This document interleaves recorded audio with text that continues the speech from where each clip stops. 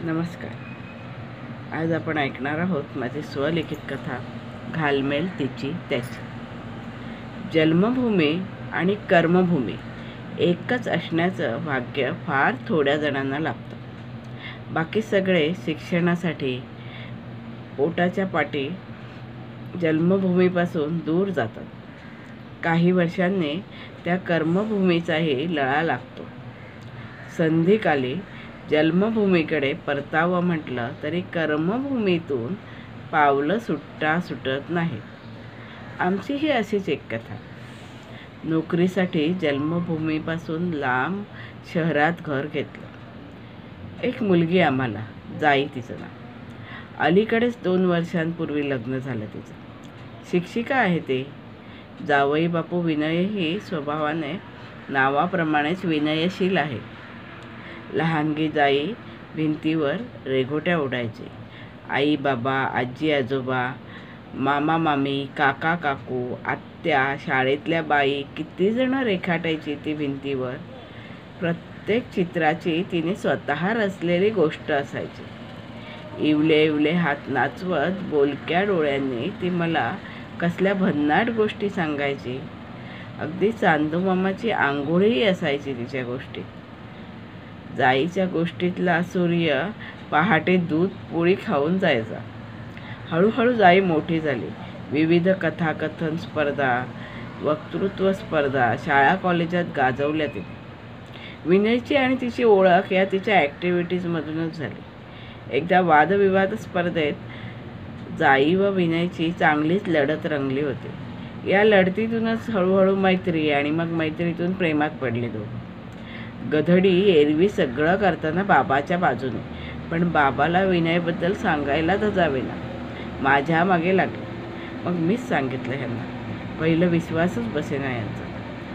प्रेम वगैरे करण्याची अक्कल आहे का जाईला? एवढी मोठी झाली का? असं बडबडू लागले. प्रथमच एवढं संतापलेलं पाहिलं मी यांना.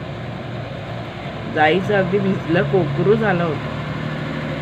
गुपचूप कोनाड्यात बसून बाबाचं संतापणं पाहत होते. तिचे ते भेदरलेले डोळे अजूनही आठवतात मला. यांनी दटावलं. नुसती भाषणं करून स्टेज गाजवून पैसा मिळत नाही. घाम गाळावा लागतो. भरपूर शिकावं लागतं. यातलं काय केलंय त्या विनयने?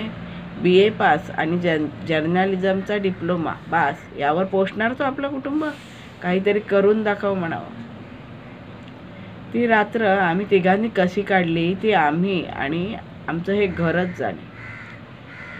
दुसऱ्या दिवशी हे लवकर गेले ऑफिसला. जाईही गेली यांच्यानंतर. घरात फक्त मीच उरले होते. बरंच रडून घेतलं. मोकळी झाले. बापलेकीमधला अबोला मला असह्य होत होता. संध्याकाळी जाई लवकरच आली. हे आले व TV लावून बसले होते. नुसती चित्र पाहत होते वाटतं. डोक्यात काही शिरत नव्हतं यांच्या. 28 वर्ष जोडीने संसार केला. आता मला यांच्या मनातले विचार यांनी न सांगताच कळतात. कदाचित यांच्याही पेक्षा ते मलाच जास्त कळतात. जाई येऊन यांच्याजवळ बसली. यांचा हात हातात घेऊन म्हणाली, ए बाबा, जस्ट चिल यार. तुला नाही वाटत मी विनयशी लग्न करावं तर मी नाही करणार. मी आज विनयला तसं सांगून आले. तू माझं पहिलं प्रेम आहेस बाबा. तुला सोडून जाताना तू असा नाराज झालेला मला नाही आवडणार. यांनी जाईला कुशीत घेतलं. दोघंही मग अश्रुफुलांनीच बोलत होते. मी कोपऱ्यात उभी राहून तो बापलेकीतला मुखसंवाद भरल्या डोळ्यांनी पाहत होते. लेकीला प्रियकर गवसला होता, पण बापाचं हृदयही मोडायचं कसलं हिंद कळायचंही नव्हतं. हे म्हणाले, जाई पिल्लू, काल बरंच बोललं ग तुला भावनेच्या भरात. नंतर रात्रभर विचार केला. स्वतःशीच बोललो. तेव्हा जाणवलं की तुझा विरह ही जाणीवच असह्य होते मनाला. मग तो प्रेमविवाह असो की ठरवून केले लग्न, पण जगाची रीत पाळायलाच हवी. तू एकदा तुझ्या विनयला घेऊन ये घरी. जाईने यांना गच्च मिठी मारली आणि लगेच विनयला फोन केला. तोही 1 तासात हजर. त्याचेही डोळे तांबरटलेले. ही गधडी त्याला सरळ नाही म्हणून आलेली ना. मग जावयाची आणि सासऱ्याची बरीच चर्चा झाली. मुलगा होतकरू वाटला, काहीतरी करण्याची उमेद वाटली त्याच्यात. यांनी दोघांनाही सांगितलं की आधी स्वतःच्या पायावर उभं राहा, मग विचार करू. 2-1 वर्षांत तो टाइम्समध्ये लागला आणि जाईलाही शिक्षिकेची नोकरी मिळाली, तीही तिच्याच शाळेत. ज्या शाळेत आपण अगदी बालवाडीपासून 10वीपर्यंत शिकतो, त्याच शाळेत शिक्षिका म्हणून कार्यरत होणं. ज्या बेंचवर आपण बसलो, त्याच बेंचवर बसलेल्या निरागस मुलांना शिकवणं, ती शाळेची घंटा पुनश्च अनुभवणं, किती सुंदर ना. माझी जाई खरंच भाग्यवान.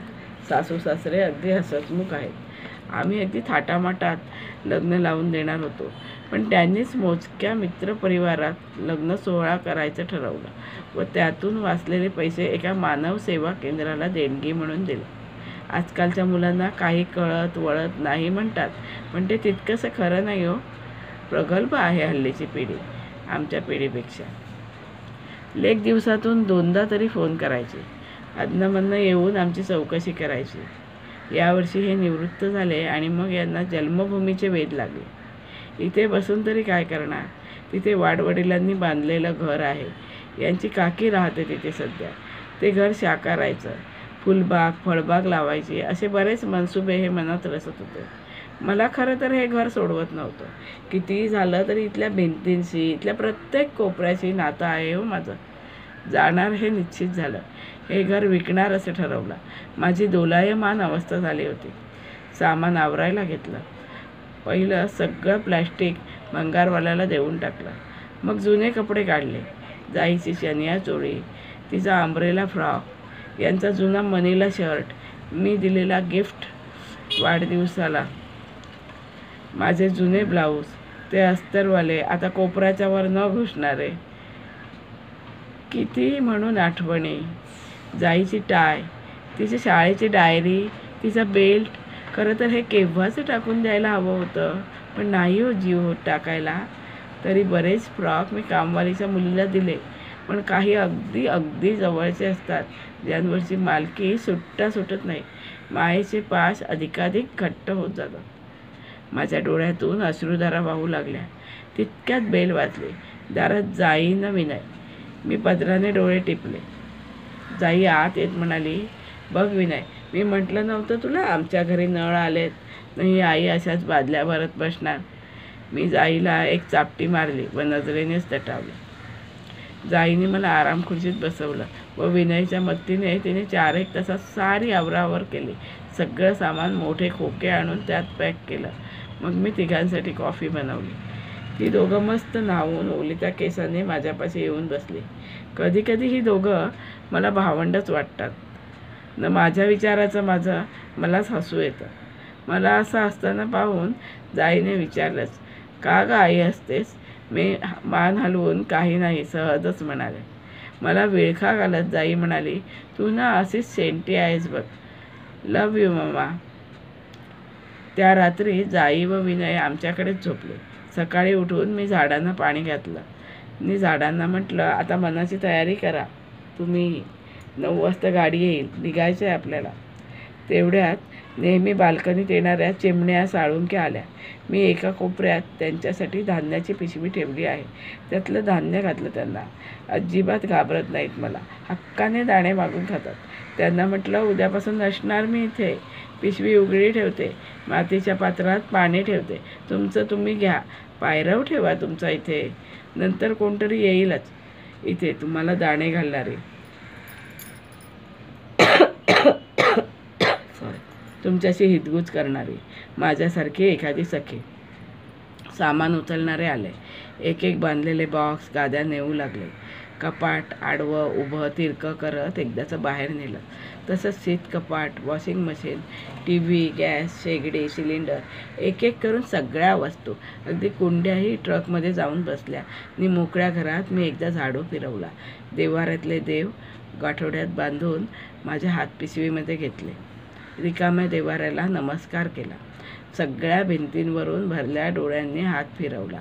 बाल्कनीत जाऊन क्षणभर उभी राहिले. काय होत होतं मला, माझं मलाच माहीत. वाटलं काय हे जगणं. माहेरच्या घराला जीव लावला ते सोडताना अगदी असंच भरून आलं होतं. आज पुन्हा कर्मभूमी सोडताना तोच व्याकुळ अनुभव. शेजारच्या वहिनी माझ्याजवळ येऊन कधी उभ्या राहिल्या मला कळलंच नाही. माझ्या केसांत त्यांनी मोगऱ्याच्या टपोऱ्या कळ्यांचा गजरा माळला. मला म्हणाल्या, घर विकलं तरी इथले धागेदोरे जपून ठेवा. कोणत्या ना कोणत्या तरी निमित्ताने येत जा आमच्याकडे. कधीही हक्काने या. मी मिठी मारली वहिनींना.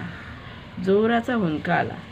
हे दारात उभे राहून म्हणत होते, चल लवकर, तो ट्रकवाला खोळंबलाय कधीचा. यांनी पटापटा दारं खिडक्या बंद केली. वास्तुपुरुषाला नमस्कार केला. दाराला कुलूप घातलं. यांच्या आवाजातला फरक मला लगेच जाणवला. धन्यवाद.